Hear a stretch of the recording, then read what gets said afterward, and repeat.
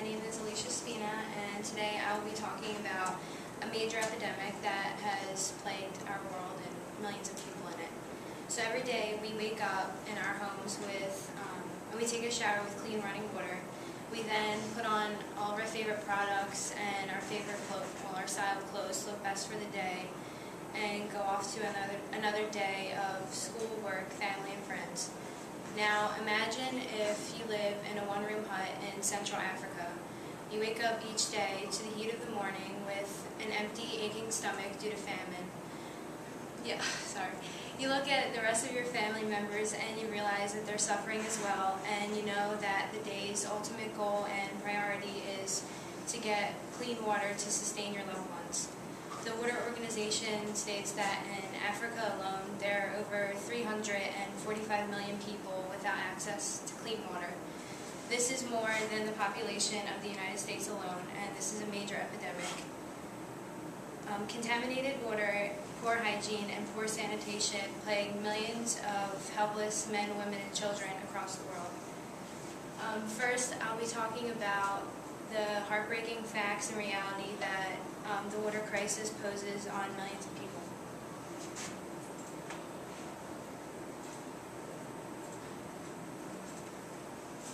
The human body cannot survive without water. Water is not stored in the body, so it must always be replenished. And if you live in an environment where it's hot and humid, you're going to sweat more, you'll get dehydrated faster, and if you don't have the resources of water, then you're going to ultimately die. The Center for Disease Control states that the body's need for water is to control body temperature, protect vital organs,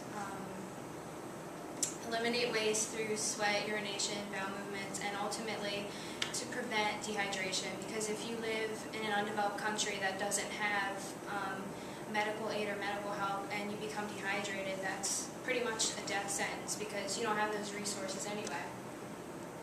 Each day, an average of 5,000 people die due to water and sanitation diseases that are easily preventable. Every 21 seconds, a child dies from diarrhea, which they get from drinking contaminated water. And this is a slow and agonizing death because it's not like 5,000 people, just die. They have to suffer for days up to this point, and then they die. So it's a really agonizing death. The World Health Organization says that with severe dehydration and diarrhea, people will often experience shock, loss of consciousness, rapid pulse, and then ultimately death. Much of the water people drink in the undeveloped world is contaminated with bacteria, viruses, and parasitic organisms because they don't understand proper ways of sanitizing water. Once they find water, they just want to drink it because they're so malnourished and so dehydrated. Diarrhea strips the body of necessary fluids, causing life-threatening dehydration and death. So, when they get really severe diarrhea, the fluid is just ripped out of them, and then they don't have the water to replenish it, so then they're just going to suffer and die, like I've said before. Pathogens in the contaminated water include E. coli, cholera, animal and human fecal matter, which is extremely toxic, and if somebody consumes that, then they'll definitely die. And another reason for the water crisis and sanitation and hygiene come from improper hygiene, because families, there's thousands of families who go every day on the scorched, in the heat, they're just trying to find water. So when they do find it, they'll oftentimes use that water to bathe in, to wash in, to cook in, and then they'll drink it, and then that's how they ingest the pathogens, and then that'll cause them to die. Okay, sorry. So there is an effective solution to this problem, and it's the Samaritan's Purse. Samaritan's Purse is derived from the story of the Good Samaritan in Luke chapter 10. I'm sorry, I'm just in this story, it's a story of a man who fell into the hands of robbers. Can I just take your time? Just take your time. Okay. I don't know why I'm getting like this, but pretend you're in church. this man, he fell into the hands of robbers, and they beat him, and they pretty much left him for dead. I don't think I can do the rest of this. I don't know why.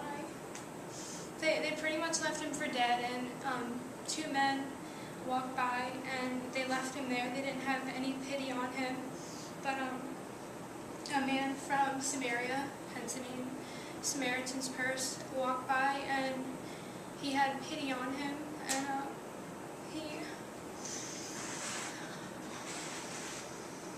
he helped him. He gave him food. He gave him a place to stay, and after that story, Jesus said, "Go and do likewise." So that's the mission statement for Samaritan's Purse. The president of this charity is Franklin Graham, who is Billy Graham's son. I'm pretty sure we all know who Billy Graham is. It was founded in 1970, so it's been around for about 40 years. They completely support the cause of water, hygiene, and sanitation, but they also do other ministries in medical assistance, Operation Christmas Child, and feeding programs, and a lot more. Some solutions they've come up with for the water epidemic are fresh water wells and boreholes, which is like this right here, and it provides up to 60 homes with clean water. They also install household filters like this. I don't know if you guys can see it. It has sand and gravel that filters the water and traps pathogens so that the water is safe enough for the families to drink.